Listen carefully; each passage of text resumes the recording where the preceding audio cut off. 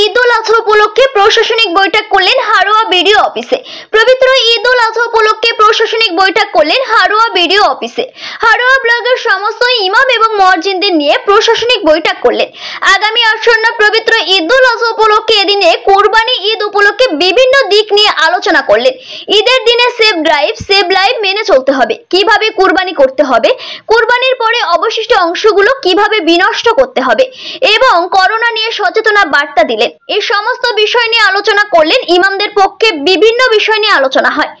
উপস্থিত ছিলেন হারোয়া বিডিও অত্ন ঘোষ, হারোয়া পঞ্চায়েত সমিতির সভাপতি রেখা মাহালি, হারোয়া সিআই অভিজিৎ হায়াত, হারোয়া ওসি প্রতাপ মাদক, ব্লক শাস্ত্র অধিকারিক ডক্টর নাফিউল ইসলাম, কুলটি লাউগাছি বিড হাউজের ইনচার্জ অরিজিৎ নস্কর, হারোয়া ব্লক ইমাম সভাপতি মাওলানা আব্দুল আজিজ, জেলা পরিষদের সদস্য মৃত্যুঞ্জয় মণ্ডল, সংখ্যালঘু ছিলেন নেতা হাজী নবাব আলী, বসিরহাট সাংগঠনিক জেলা কৃষক ক্ষেত মজুর সভাপতি তরিকুল আলম, হারোয়া পঞ্চায়েতের সমিতির পূর্ত ও পরিবহনের কর্মদক্ষ শফিক আহমেদ, হারোয়া ব্লক 1 সংখ্যালঘু স্লের সভাপতি ফেরদাউসি আহমেদ সহ সকল ইমাম মুয়াজ্জিনরা উপস্থিত ছিলেন।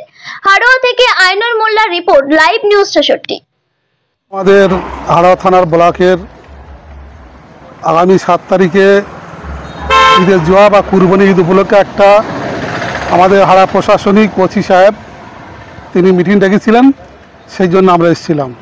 সমস্ত ব্লকের ইমাম এবং এই এলাকার সমস্ত গণ্যমান্য এবং আরও অন্য সব মানুষ এসেছিলেন। এখানে মেন বিষয় আলোচনা হলো আগামী 7 তারিখ শনিবার আমাদের ঈদের জোয়া বা কুরবানি ঈদ আছে। সেই ঈদ উপলক্ষে আমাদের প্রশাসনিক তরফ থেকে এবং বিডিওর তরফ থেকে এবং যারা আছে আমাদের আরও অন্য সব ব্যক্তিরা তাদের তো একটাই বার্তা দিয়েছে যে 7 তারিখ যে ঈদ হবে কুরবানি, সেই ঈদ উপলক্ষে আমাদের সমস্ত ঈদটা যাতে সুষ্ঠুভাবে হয় এবং ঈদটা যাতে শান্তিপূর্ণ হয় এবং এই ঈদের খুশি যেন সমস্ত মানুষ সমস্ত সম্প্রদায়ের মানুষের মধ্যে যেন ছড়িয়ে যায়, এই বার্তা দিল।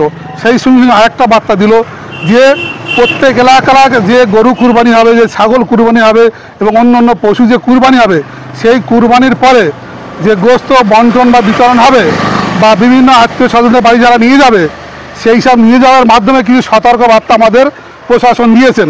তার মধ্যে যেমন আছে যে বিশেষ করে যে এই কুরবানি উপলক্ষে এক একটা মানুষ এক এক তাদের আত্মীয় বাড়ি, কেউ জামার বাড়ি, কেউ ভাইয়ের বাড়ি, বিভিন্ন আত্মীয়, কেউ বন্ধুবান্ধব বাড়ি আমাদের ধর্মীয় রীতি অনুসারে, ধর্মীয় নিয়ম অনুসারে যে এই গোশত বা মাংস প্রত্যেকের আত্মীয় স্বজনের বাড়ি পাঠানো হয়। সেই জন্যে যে এই নিয়ে যাওয়ার একটা পদ্ধতি তারা আমাদেরকে জানিয়ে দিল।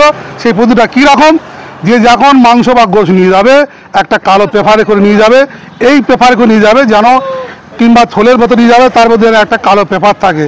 এবং আমরা যখন বাইকে নিয়ে যাব বা কোনো গাড়িতে নিয়ে যাব, যেখানেই নিয়ে যায় না কারো, আমাদের একটাই খেয়াল থাকবে যে আমরা ধর্মের সমন্বয়ে ভারতবর্ষে বাস করি, সমস্ত সম্প্রদায়ের মানুষ এই ভারতবর্ষে বাস করি। এই জন্য আমাদের ঈদের আনন্দ অন্য লোকের অন্য সম্প্রদায়ের মানুষ যেন নিরন্দ না হয়, এইটা আমাদের খেয়াল রাখতে এই বার্তাখানটা দিল।